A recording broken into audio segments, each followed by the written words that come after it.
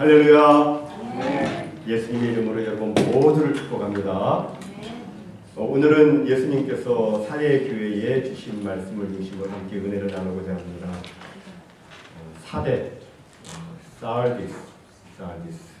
여기 잠깐 PPT를 보시면 그 사대의 그 지도가 나오고 있습니다. 그 250m의 절벽산, 저 밑에 아주 평지가 보이고 저 산이 있죠. 절벽산입니다. 250m의 절벽산 난공불락 요새 위에 건설된 고대 도시가 바로 사대입니다. 그곳은 트몰루스 산에서 강물을 타고 내려온 많은 양의 사금으로 인해서 큰 부를 이룬 곳이었습니다. 이곳에 이제 유명한 고대 리디아 왕국이 세워졌습니다. 유명한 왕국이었습니다. 돈이 많은 그런 왕국이었어요. 돈이 넘치다 보니까 쾌락과 향락 문화 그리고 흥청망청하는 퇴폐적인 분위기가 도시 전체에 가득했습니다. 역사가들은 그 왕국에서 인류 최초로 금화를 화폐로 사용했다고 이렇게 말을 합니다.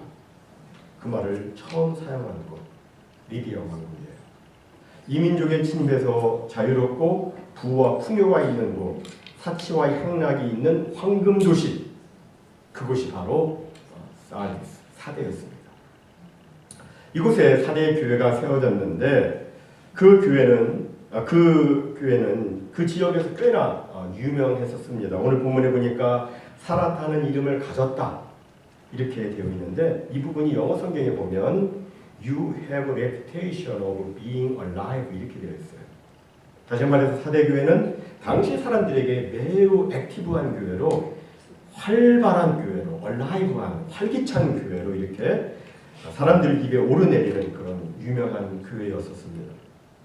어떻게 해서 사대교회가 그렇게 유명했었는지는 정확하게 알 길이 없지만 아마도 잘 지어진 멋진 건물이 있었던 것 같아요. 거기에 아주 유명한 신전이 있는데 그 신전을 보면 그 당시 교회를 이렇게 멋지게 짓지 않았을까 하는 생각이 듭니다. 그리고 그 교회에 많은 행사가 있었고 모임이 있었고 아주 다양한 사역들이 바쁘게 돌아가고 있었기 때문에 유명한 교회로 알려져 있었습니다. 오늘날로 치자면 남녀 선교회가 굉장히 역동적으로 움직이는 교회였어요. 청년대학교, 문화교실, 찬양 선교단, 심지어는 축구 동아리, 산악회 등등 이 모든 것을 다 아우를 수 있는 그런 교회. 매우 활동적으로 펼쳐졌기 때문에 그 교회는 적어도 사람들 눈에 보기에는 아주 바쁘고 활기찬 교회로 여겨졌던 것입니다. 그러나 사람들 사이에서 유명해졌다고 해서 주님 보시기에도 좋은 교회라고 말할 수는 없죠. 왜냐하면 주님께서는 외모를 보시지 않고 중심을 보시기 때문입니다. 주님께서는 안타까운 마음으로 그런 사대교회에게 너 유명해서 살아있다고 생각할지 모르지만 그러나 너는 유명하지 않아. 너는 유명무실이야. 너는 실제로는 죽었다. 이렇게 주님께서는 평가를 하셨습니다. 정말 그 교회는 겉으로는 바쁘고 화려했지만 영적인 내실은 없었습니다. 경건의 모양은 있는데 경건의 능력은 없었습니다. 예배는 드리는데 의에 줄이고 목말라 하는 그런 갈급함이 없었고 은혜를 사모하는 마음이 없었고 입술로는 하나님을 존경한다고 하나님을 믿는다고 하지만 실제로 마음으로는 하나님을 떠나 있었습니다. 그럼 사대교회가 어떻게 해서 그렇게 되었을까요? 핍박이 심해서 그렇게 되었을까요? 아닙니다. 우리가 지난 몇 주 동안에 다루었던 에베소교회, 서머나교회, 버가모교회, 두아디라교회 이 교회는 핍박이 심했었습니다. 외부의 핍박이 있었고 이단의 도전이 많았고 지역 상인 조합의 핍박이 있었고 로마 정부가 심하게 박해를 했었습니다. 그러나 이 사대교회에는 눈에 띄는 그런 외부의 핍박이 없었습니다. 그러나 환경이 좋다고 해서 교회가 잘 되어가는 것은 아니었습니다. 사대교회는 오히려 정반대 상황이 되고 말았습니다. 교회가 너무너무 편안하게 지내다 보니까 교회가 생명력을 잃어버리고 만 것입니다. 환란이 없이 편안하게 지내다 보니까 교회가 서서히 죽어가게 되었던 것입니다. 우리 인생에서도 보면 영적으로 깨어 살아있을 때는 역경과 시험, 어려움이 있을 때입니다. 사업이 망했다거나, 삶이 너무너무 힘들다거나, 몸이 아프다거나, 나로서는 해결하기 어려운 그런 힘든 일들을 만났을 때, 그때는 어떻게 돼요? 하나님 앞에 그냥 엎드려질 수밖에 없죠. 하나님 앞에 엎드려져서 막 철저하게 엎드려져서 부르짖고, 그래. 그때의 심정은 막 간절해집니다. 막 이력서를 여기 300통, 400통 넣었는데 연락이 아무도 없다. 그러면 막 마음이 간절해져요. 하나님을 막 찾게 돼요. 정말 우리가 영적으로 막 깨어있을 때는 좀 힘들 때예요. 그래서 이렇게 그때는 주님 앞에 엎드려서 기도를 하게 되고, 그래서 끝끝내 이제 주님의 은혜를 힘입어서 다시 살아나게 되는 것이죠. 그러나 우리를 둘러싼 모든 것이 편안하면 주님을 의지하는 것을 점점 멀리하게 됩니다. 기도도 바쁘니까 대충 하게 돼요. 말씀도 형식적으로 읽게 됩니다. 그러다가 이제 자기도 모르는 사이에 아주 편안한 냄비 속에 개구리처럼 죽어가게 되는 것입니다. 영적으로 그렇게 죽어가는 거예요. 너무나 편안한 물질 문명과 환경이 우리 영혼의 영적인 야성을 서서히 죽여버리는 것입니다. 이럴 때 목회자는 성도들한테 설교해야 되죠. 깨어있으라고 말씀으로 권면하고 훈계하고 지금 그렇게 살면 안 된다고 자꾸 가르치며 권면하고 막 해야 됩니다. 그런데 사대교회는 그런 목회적 돌봄이 부족했었습니다. 역사적으로 사대에 어떻게 교회가 세워졌는지 그 기원은 정확히 알 수가 없습니다. 다만 전설에 의하면 이 사대교회는 사도 요한의 사도 전도 때에 세워진 것으로 이렇게 알려지고 있습니다. 사도 요한이 에베소에 목회지를 옮기고 난 다음에 에베소 교회에서 사역을 하고 있다가 이제 전도 사역을 나간 거예요. 거기서 사대라는 곳에 가서 사람들에게 복음을 전해서 교회가 시작한 곳으로 이렇게 알려지고 있습니다. 교회를 세우고 이제 사대의 교회를 세우고 사도 요한이 다시 본래 목회지 에베소 교회로 돌아가서 또 사역을 하게 되었습니다. 근데 그때 사도 요한에게 무슨 일이 생겼어요? 갑자기 그가 붙잡혀가지고 밤모섬에 잡혀간 거예요. 밤모섬으로. 그러니까 이제 사대 교회는 말씀을 가르치는 사람이 없는 거예요. 제대로 목회적 돌봄을 받지 못하게 되었습니다. 말씀을 이끄는 사람이 없으니까 자연히 교회가 말씀에서 멀어지게 돼요. 교회에서 말씀이 사라지게 되고 복음이 사라지게 되었습니다. 남은 건 뭐냐? 모이긴 모이는데 그냥 다들 모여서 먹고 마시고 친목하고 이런 행사만 하는 거예요. 다들 모여서 먹고 마시고 친교를 나누고 각종 행사를 하는데 여기에 복음과 말씀이 없으니까 실상은 본질이 사라진 그런 교회가 되고 만 것입니다. 그래서 주님께서는 이런 사대 교회를 향해서 너희들은 실상은 죽었다 이렇게 말씀하신 거예요. 사실 우리 주님은 점수를 아주 후하게 주시는 분이십니다.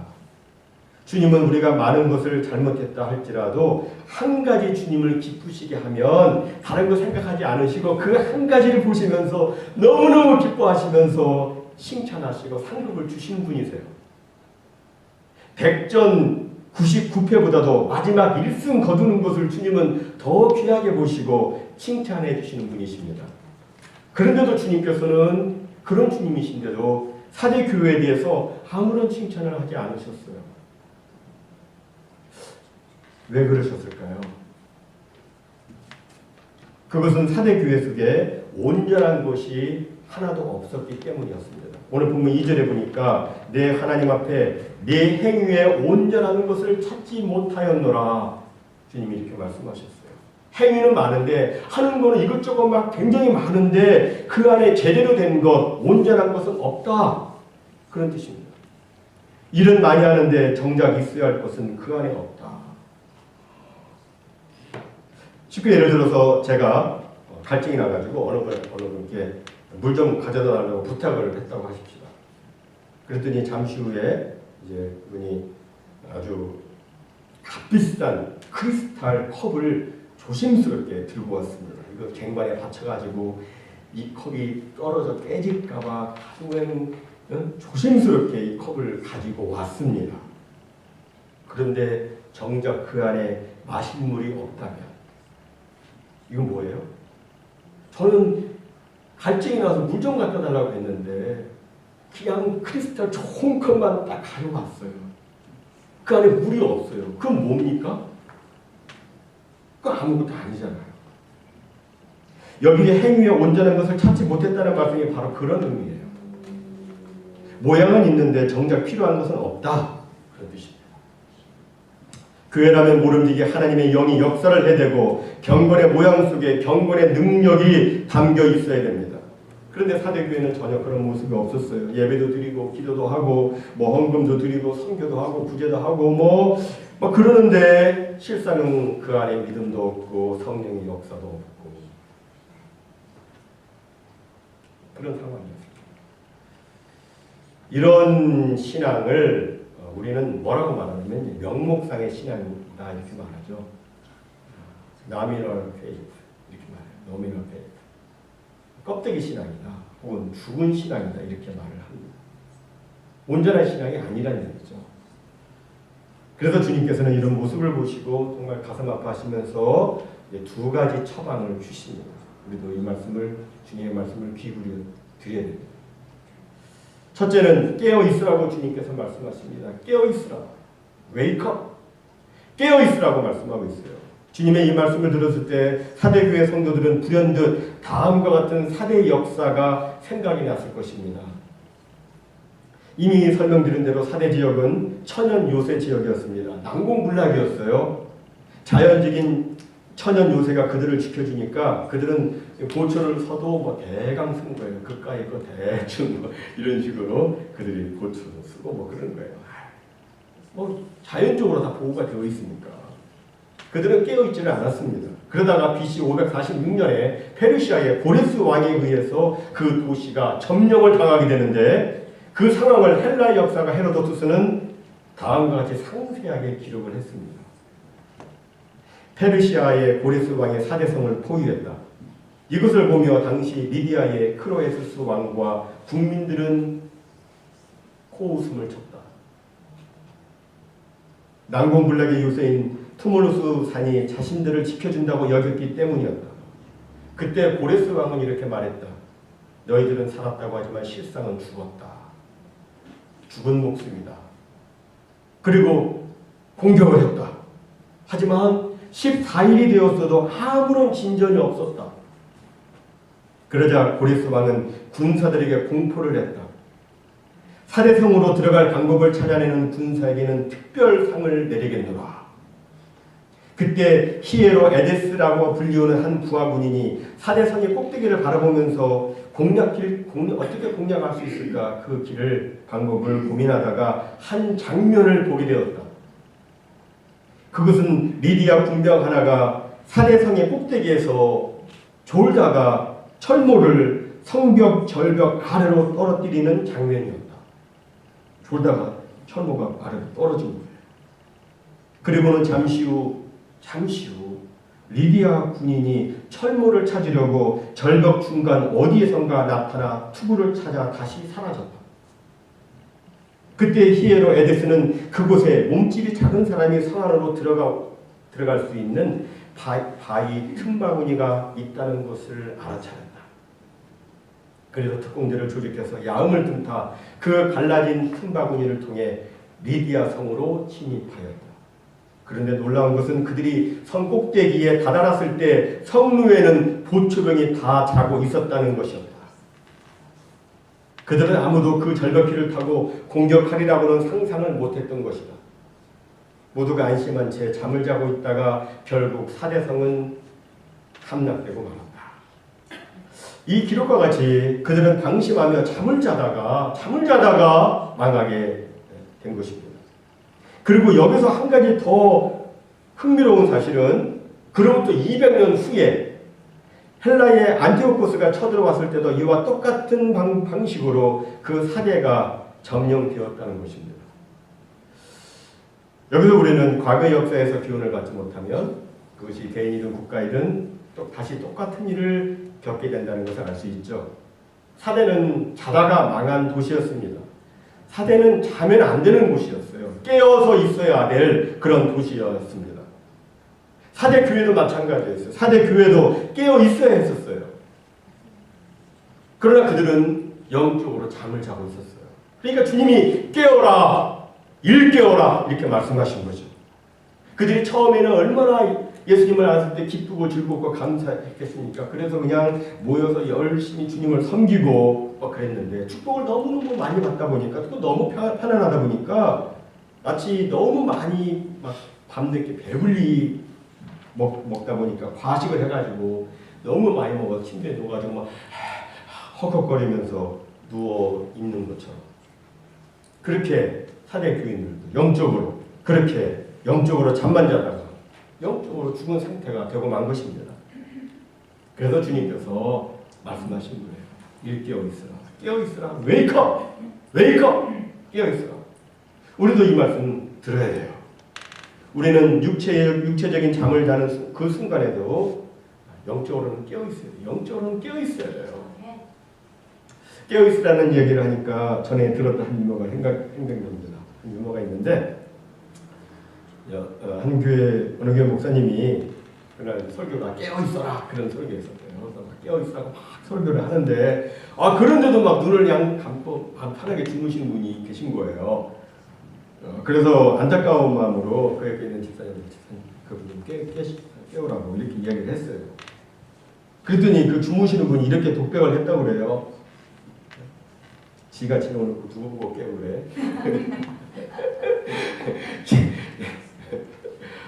사랑하는 성도 여러분, 사람은 누구나 예외 없이 영적인 잠에 취해 있으면 마귀의 시험에 빠지게 됩니다. 마귀가 우는 사자와 같이 바로 옆에 와 있는데도 불구하고 이것을 깨닫지 못하고 삼키우게 돼요.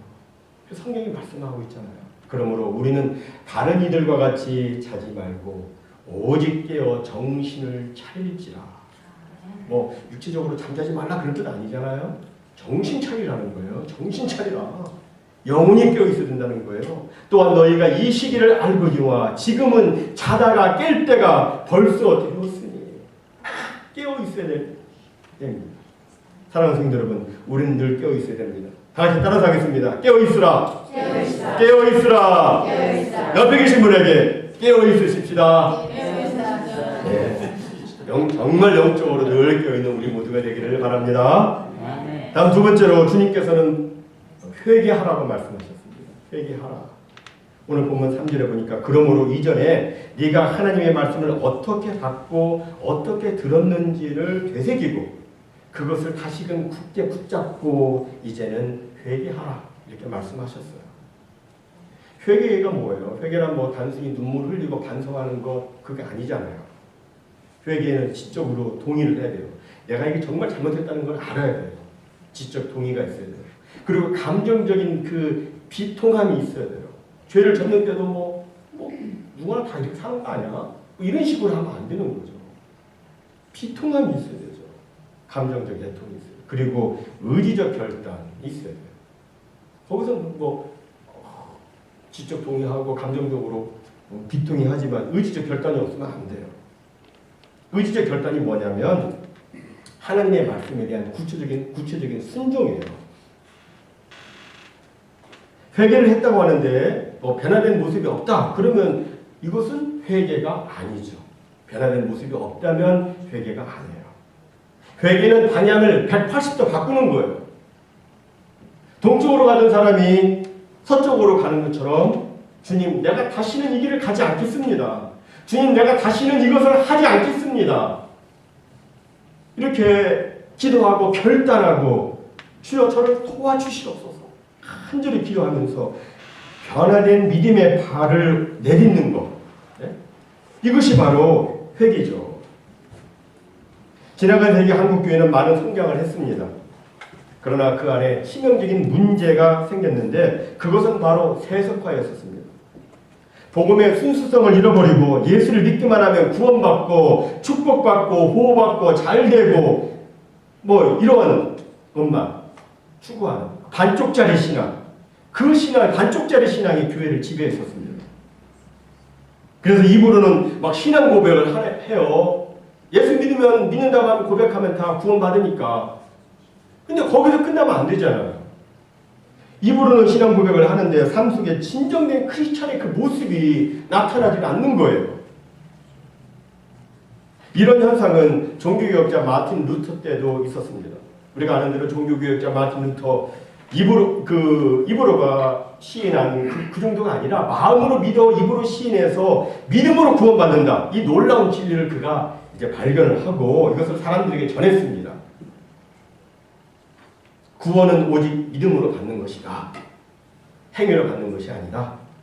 그는 이것을 강조하며 가르쳤습니다. 그러면서 루터는 사람이 값없이 은혜로 받는 이 구원을 체험하기만 한다면 사람이 자기도 모르게 삶도 바뀌고 인격도 바뀌고 예수님을 믿었다고 고백하고 마음으로 믿어서 입으로 시인하고 고백했으면 저절로 그 사람이 거룩한 사람이 크리스찬의 진짜 아름다운 크리스찬의 그런 모습을 가질 것이라고 생각을 했었습니다.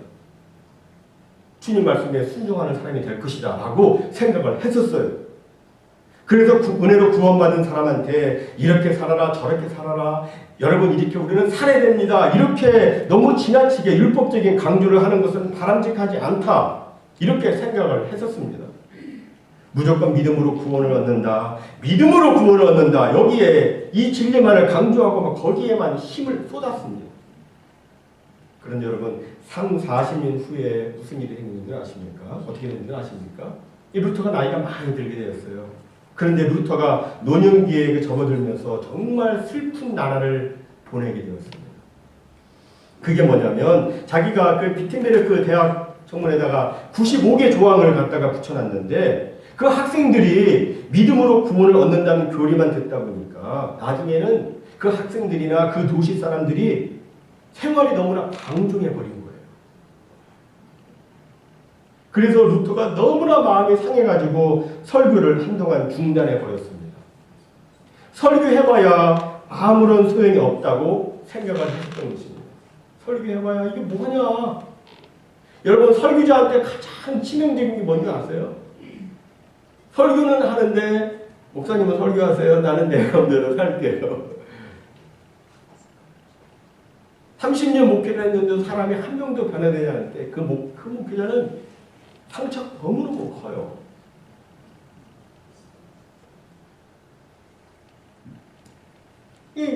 루터도 마찬가지였어요. 마음이 상해가지고 내가 설교를 해봐야 이게 무슨 소용이 있는가 가지고 설교를 못했어요.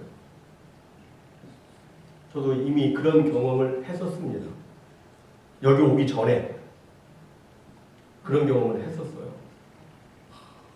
그래가지고 이제 목사님들 모였을 때 그런 고민을 나누었어요. 내가 설교를 해도 성도들은 다 알고 있더라. 어떻게 살아야 되는지 성도들이 너무나 잘 알고 있더라. 그런데 성도들의 삶은 변하지 않더라. 내가 설교를 해도 변하지 않더라. 내가 설교를 해야 될 그럴 필요가 있냐? 얘기를 했어요. 다들 조용히 있었습니다. 근데 나중에 또 기도하는 가운데 정말 비참한 그 기도 속에 그리고 주님의 은혜를 간절히 간구하는 그 기도 속에 하나님께서 깨닫게 해주시면 하겠어요. 너 앞에 있는 성도를 내가 피로 갚기 위해서 나의 사랑하는 백성들이다. 그들을 귀하게 여기고 그들에게 말씀을 전하라. 그 말씀이 듣든지 아니 듣든지 그 말씀이 그들을 살릴 것이다 라고 하는 그런 감동이 제게 있었어요. 그래서 제가 회복이 된 거예요. 그래가지고 여러분들한테 막 가능하면 축복의 이야기하고 어떻게 하면 우리 하나님을 기쁘시게 할 것인가 막 설교하고 그러잖아요. 그런 변화가 저한테 그런 체험이 있었기 때문이었습니다. 이 루터의 경우를 통해서도 우리가 깨달을 수 있는 게 뭐냐면 무슨 교훈을 받을 수 있냐면 복음은 너무나도 정말 소중한 것이지만 삶이 수반되지 않는다면 아무리 그 복음이 소중하다 할지라도 그것은 값싼 복음, 싸구려 복음이 될 수밖에 없다. 그런 거예요. 정말 얼마나 복음이 귀해요. 사람의 생명을 살리는 것, 영혼을 살리는 것인데 이 귀중한 복음이 싸구려 복음으로 전락될 수밖에 없는 거예요. 언제? 삶의 변화가 나타나지 않을 때. 그런 거예요. 그렇습니다. 믿음에는 회개, 곧 변화된 삶이 필요합니다. 삶을 바꾸지 않는 믿음은 온전한 믿음이 아닙니다. 그것은 죽은 믿음이고 사대교회의 믿음입니다. 사대교회는 진정된 회개가 필요했었습니다. 세속을 쫓지 않고 순수한 복음으로 순수한 말씀으로 돌이켜야 했습니다. 모양만 있고 겉만 화려한 것이 아니라 진짜 복음의 역동성이 나타나는 그런 교회가 되어야 했었습니다. 그래서 주님께서는 회개하라 말씀하신 거예요. 그럼 여러분 회개를 하면 이렇게 회개한 사람들에게 어떤 결과가 주어집니까? 오늘 본문에 보니까 흰옷을 주고 생명책에서 그 이름을 지우지 않을 것이라고 주님께서 말씀하셨어요. 여러분 성경에서 옷은 무엇을 의미합니까? 옷은 그 사람 개인의 도덕적이고 영적인 상태를 비유적으로 말해주고 있는 거예요. 옷이 더럽다. 그건 영적으로 더럽다는 거예요. 성경에서는. 흰색은 또 무엇을 상징합니까? 순수함과 성결과 거룩과 승리를 상징합니다. 따라서 주님께서 흰옷을 주신다는 것은 우리가 일평생 살아가는 동안에 죄에 물들지 아니하고 거룩하게 자신을 지켜 승리하는 것을 주님께서 인정하시고 칭찬해 주신다. 주님께서 이렇게 칭찬해 주신다. 인정해 주신다. 그런 뜻이에요. 사랑하는 성도 여러분, 우리 모두 성도의 거룩함을 잃어버리지 말고 신앙을 잘 지키시기를 바랍니다. 성도의 영예, 성도의 영광스러운 명예를 잘 지키시기를 바랍니다. 그래서 주님 주시는 정말 그 흰옷을 꼭 입으시기를 주님의 이름으로 축복합니다. 다음으로 주님께서 생명책에서 이름을 결코 지우지 않는다. 그리고 아버지 앞과 천사들 앞에서 그 이름을 시인하겠다고 말씀하셨습니다. 당시 사대에는 시민의 이름이 기록된 명부, 그 책이 있었어요. 시민의 이름이 거기에 명부에 기록이 되어 있었습니다. 근데 그 사람이 죽게 되면 어떤 사람이 죽게 되면 그 명부에서 그 사람 이름을 지웠습니다. 이런 배경에서 생명책에서 이름이 지워진다는 것은 더 이상 천국 시민으로 존재하지 않는 것을 의미하는 거예요. 그런데 예수님께서 이 말씀을 누구한테 지금 하셨느냐면 이기는 자에게 하셨어요. 이기는 자에게 그 이름을 생명책에서 결코 지우지 아니하겠다고 이렇게 말씀하신 거예요. 따라서 주님의 이 말씀은 믿음의 승리자가 천국 시민에서 제외되는 일은 결단코 없을 것이다 라는 주님의 보장의 말씀이에요. 그런데 종종 보면 이 말씀 가지고 협박하는 사람들이 있죠. 우리가 구원을 받았다 할지라도 생명책에서 그 이름이 지워줄 수 있다. 여기 봐라. 성경에 써있지 않느냐. 생명책에서 이름이 지워줄 수 있다. 구원이 취소될 수 있다. 라고 하면서 협박을 하는 사람들이 있습니다. 그 사람들이 말했다면 우리가 예수님 잘 믿을 때는 구원받았고 다시 죄를 범하고 제대로 믿지 못할 때는 구원이 취소되고 다시 또 제대로 믿으면 구원이 또 다시 이름 올라가고 다시 지워지고 이런 식의 이거는 제대로 성경을 본 것이 아니에요. 본문을 잘못 본 것입니다. 오늘 본문을 자세히 보면 이 말씀은 패배자에게 주신 말씀이 아니라 이기는 자에게 주신 말씀이에요. 이기는 자의 이름이 어떻게 해서 생명책에서 이름이 지워집니까? 이기는 자가 어떻게 해서 그 이름이 지워집니까? 이기는 자는 결코 지워지지 않아요. 지워지는 일은 결코 없습니다. 믿음의 옷을 더럽히지 않는 성도들, 곧 이기는 자들, 그 사람들의 구원은 확실하다 하는 것을 주님께서 보장으로 말씀하신 거예요. 이기는 자, 곧 믿음을 지킨 너희들은 반드시 천국 시민이 된다. 절대 변하지 않는다. 이것은 절대 변하지 않는다. 이것을 내가 보장한다. 이를 위해서 내가 내 아버지 앞과 천사들 앞에서 너희의 이름을 그때 시인할 것이다. 인정해 줄 것이다. 내가 이것을 약속한다라고 주님이 말씀하신 거예요. 너희들의 이름이 지워질 거야. 협박하게 하신 말씀이 아니라 결코 지워지지 않을 거야. 이기는 자는 결단코 지워지지 않을 거야. 라고 주님이 지금 보장으로 말씀해 주신 거예요. 우리는 그런 보장을 갖고 있는 거예요. 그렇다면 우리는 어떻게 살아야 됩니까? 끝까지 믿음으로 승리하는 삶을 살아야 되죠.